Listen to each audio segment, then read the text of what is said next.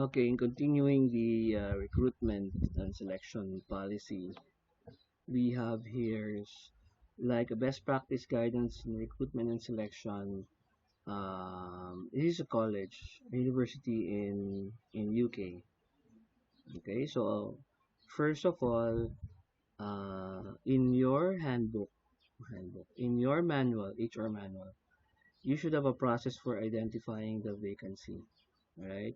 So it can be referred to from the table of organization, wherein of course the boxes are there, and there's a process that says, identifying the vacancy. Where a vacancy arises due to retrenchment, retirement, resignation, separation, something like that, then what do you do first? So first, there's the content of the role, the task, the outputs required, how the role fits with the department and faculty structure. In the case of schools, now in the case of company, the staff and all that, the skills and attribute are needed to perform the role effectively. Now, why am I saying this? Because sometimes especially in companies, then there is an automatic assignment of roles, especially if the vacancy to be filled up are critical. Like for example, if it's vice presidential, position, and you cannot just simply get somebody, especially if there's no one from within that can fill immediately the void. Then there must be in place in the handbook or whatever procedures manual that tells you what happens. It can be, of course, the most logical thing that you can do is to assign it to the superior. Sometimes the superior is the president. If the superior is the president, then he has the power also to reassign it somewhere, down. And sometimes that's where the problem comes in, especially if, for example, in a school or in a company that is small, and especially if your company is just made up of, for example, three major departments: the administrative, the financial. Maybe the financial is even part of the administrative, but for example, they're not the same. So financial, administrative, and then maybe marketing is part of that. I don't know, and then operations, right? So if the operations guy is the one that resigned, for example, or got retired or got retrenched, and in the manual it's not clear where the task is to be assigned, then it goes, for example, to the administrative head, which is most of the times they are at war with each other, or sometimes it goes to the finance person, whose of course whose idea is always to curb down expenses. Then your operations will falter, will suffer. So goes the same with marketing. For example, suddenly the top honcho is given to the person who does not believe what you've been doing in the past. So really, there should be a continuity plan, business continuity plan, especially when there's resignation. So identifying the vacancy, this is just make it clear, especially if it pertains only to the rank and file. It's easy, right? So these are the questions: is a direct replacement needed? Can the work be reallocated? Could the role be done on a part-time basis? Could this role be a development opportunity for internal applicants? So it can be internal or external. Could this role be suitably alternative employment opportunity? Do future changes or uncertainty mean that a fixed term employment should be considered? So these are your concerns, right? Job description. Of course, the job description should have been there all along, right? Because the job description should determine the reporting lines, the outcome, the output of each task and role, and those are already, it's moot that it has to be there. Task list, role profiles, and then the person's qualification.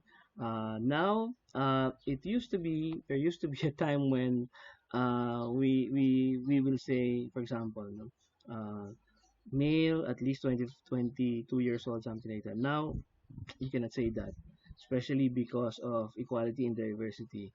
I remember, um, um, in investors in people, when your company, if your company has that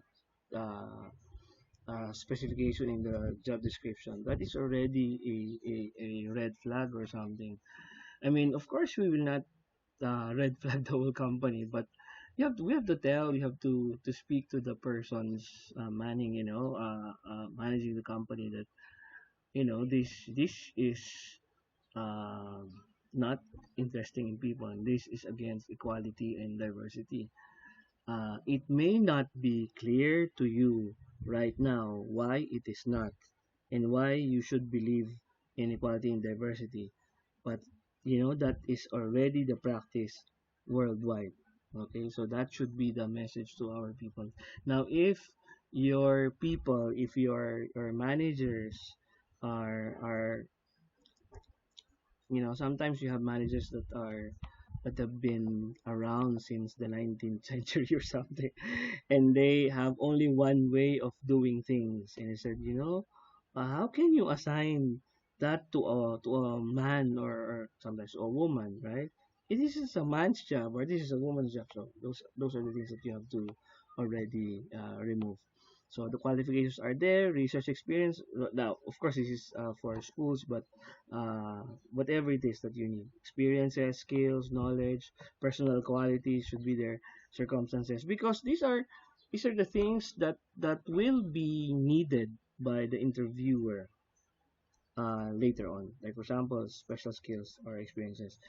Then eventually in the interview, that you will not be asked, the canned questions that are so easily answered, like what are your strengths and weaknesses, something like that. So you will now have specific questions that will help you in deciding whether to hire or not to hire this person applying.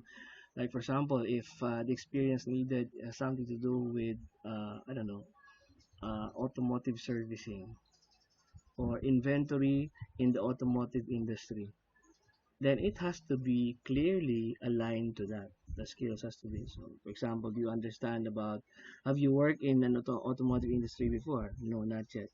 Do you understand, the parts and the workings of automotive, automobiles?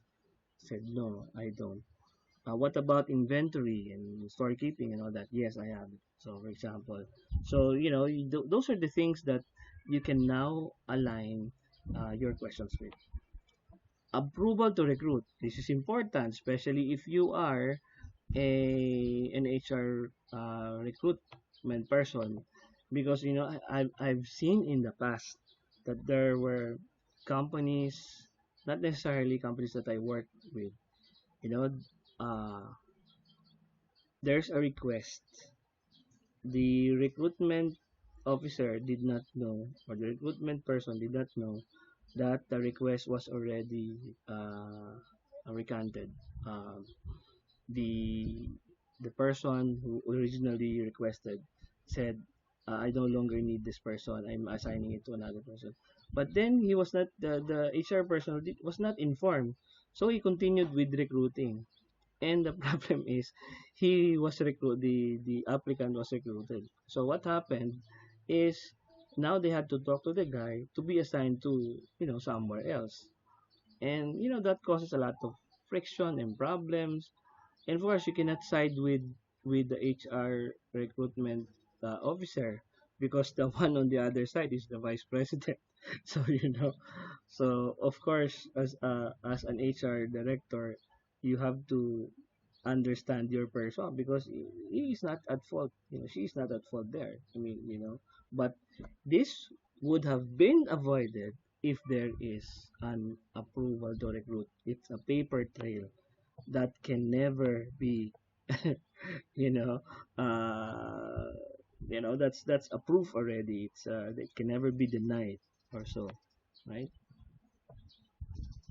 Or there's an HRIS thing, that we're in. If you fix your signature, your e-signature, whatever, your approval, using your password, then you've already approved, and you have to request for the discontinuance of that, in order for it not to complete. Okay, recruitment timelines. Okay, uh, recruitment system has to be clear, especially these are These are metrics for HR.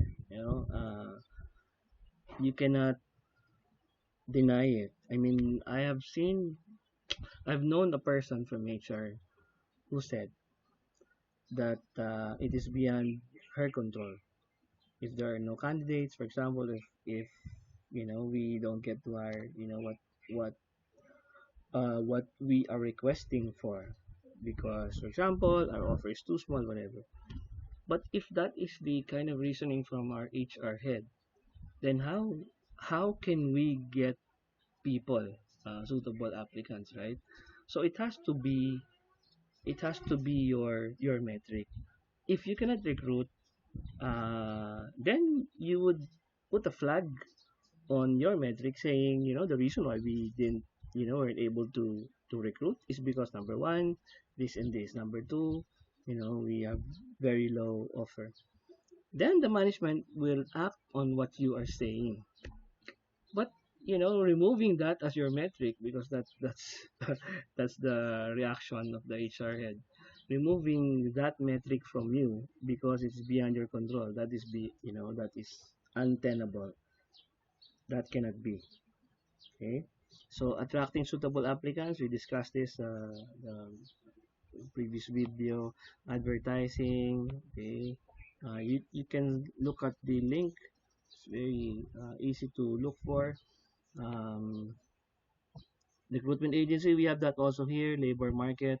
There's even a site wherein you can ask your applicant to do an online exam, online test, so that you no longer have to analyze this in your place, right? Of course, there's a risk of maybe they weren't the one who did that or whatever. So maybe you can do your own learning management system, create your exams there, and open it only for a specified period of time. And then if they complain, I wasn't able to finish because of connection, try it again. Oh, I wasn't able to finish because of this. There's only a limited number of excuses before it becomes a reality. Okay, so timing, yan, importante. We already discussed this. Shortlisting of candidates. How many candidates are you going to allow your top officials to interview? Not everybody, right? If you have like 100 applicants, maybe shortlisted, maybe around 10. From the 10, you shortlist a further 5, and maybe that's the one. Then selection interview, panel interview, especially in schools. The problem with schools is that you go from office to office when they could have interviewed you all at the same time. I mean, just create a schedule like maybe a Friday mid-afternoon, or Friday from 10 a.m. to about 3 p.m. interviews, series of candidates. They're having their lunch served there, whatever. So that everybody is there and you can already interview and it's finished.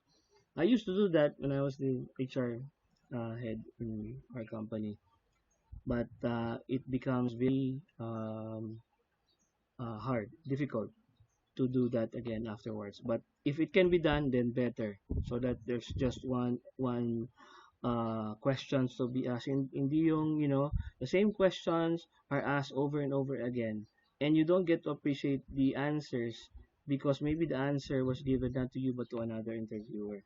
Yeah, so interview preparation format, yeah, you can easily do that. If there's a guide, there's no problem.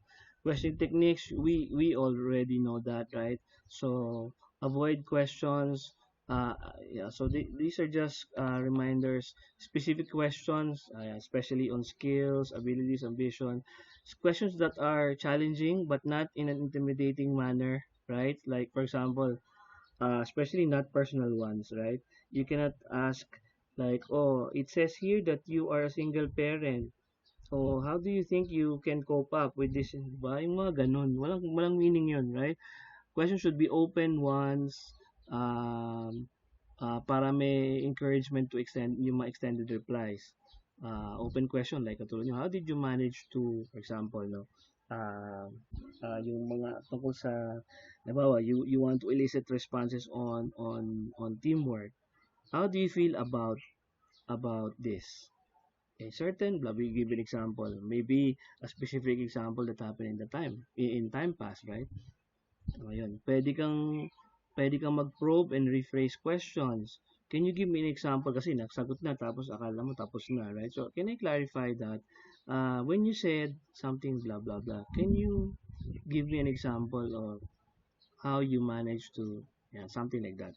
Avoid question. Ito, mga absolute no-no to. Mga lalo ang family, lalo na in schools, you know, we are tempted to do that, to show yung familial culture, whatever, but avoid that. Health, madali naman makita yun eh. You don't need to interview about health. The race, religion, sexual orientation, or age. I know of a, of a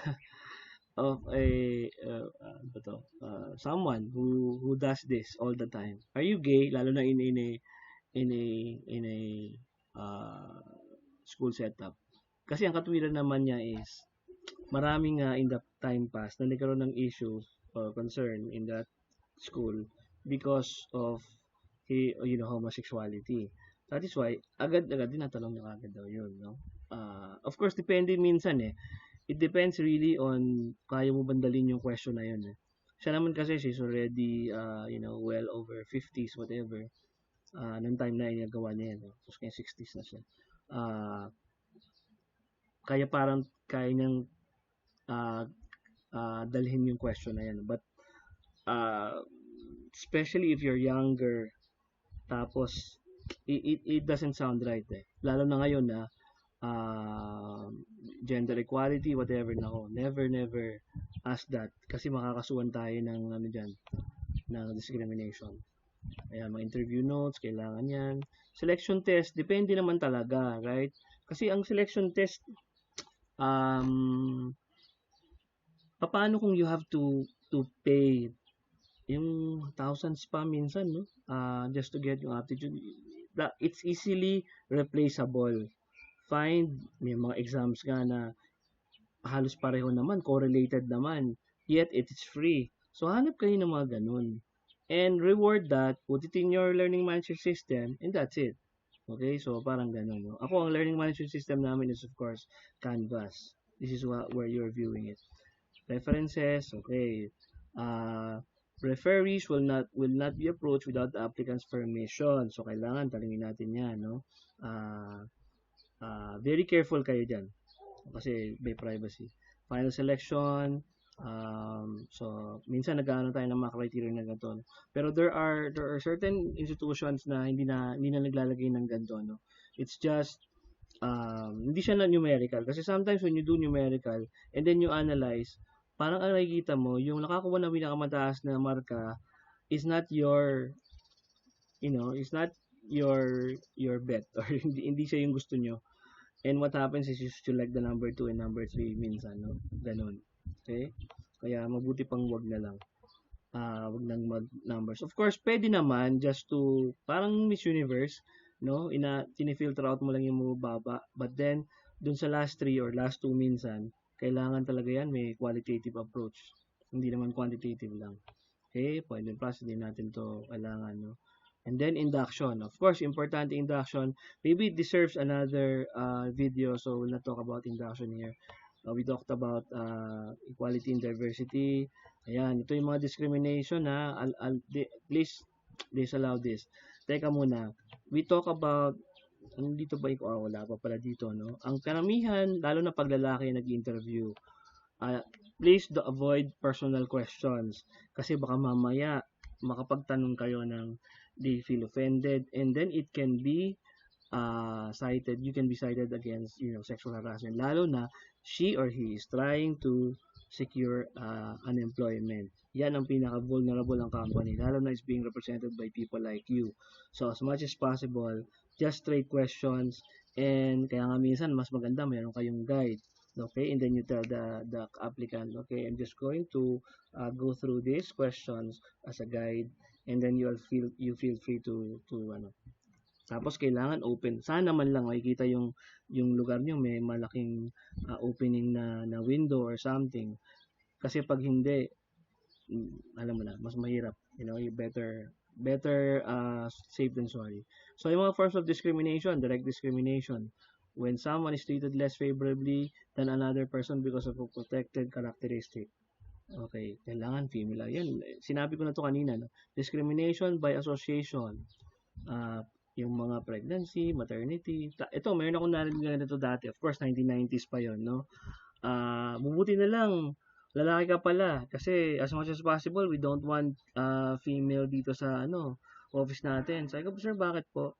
Kasi madalas silang magkaroon ng dysmenorrhea, ang malalaki hindi nanganganak, hindi hinahatid ang kanilang mga anak sa pag nagkakasakit, pag nagkakaroon ng problema sa eskwelahan. So again, yun hindi sinabi niya sa akin as a guy, but that is already discrimination, no? Lalo na pag ang tanong pa daw dati, natatandaan ko 'to nung nasa bangko ako, eh. Babae ang nung kaibigan ko, sabi niya, "May girlfriend, may boyfriend ka na ba?" "May asawa ka na pala," sabi niya. "Wala pa po." "May boyfriend?" Naku, hindi kami kumukumpleto, eh. Baka mamaya magpakasal ka na kaagad. Something like that. Hindi dapat yung tinatanong, no? Marriage and civil partners. Discrimination by pregnancy. Yan, discrimination by perception pala. Excluding pregnancy and maternity. Ah, okay. Excluding nga pala yun. So, ang point lang dito sa association is against someone because they're associated with another person, no? Not sure because they mentioned that they have a child, something like that. Ito naman, perception naman, against someone because others think that they possess a particular protected characteristic. Halimbawa, yun nga, sabi ko kanina, baka gay ito, ganyan, whatever. Indirect discrimination, excluding pregnancy and maternity, when you have a rule of policy that applies to everyone but disadvantage particular protected characteristic, unjustified requirements for applicants to speak or write English to a standard fluent. Nako, ito, madalas ito. And sometimes, merong justification, lalo na kung university yan or something, no? Kailangan fluent, o kaya marunong dapat mag-Chinese or Japanese, whatever. Lalo pag hindi mo pinakita yan, nilagay sa umpisa, and then, nung nagsimula na, hinaharas nyo na yung employee dahil hindi marunong, yun. Lalo na daw in a country where English is not the first language. Lalo na in other countries, you can file against discrimination. Victimization, yan, nabanggit natin yan, harassment, and all that. No? Meron tayong tinatawag na positive action. Although in other countries, this is really very, very strong. No? Sa atin, hindi masyado. No? But, please avoid that. Kasi as much as possible, ang ibig sabihin lang naman is, as much as possible, if you are a company that is doing good, no?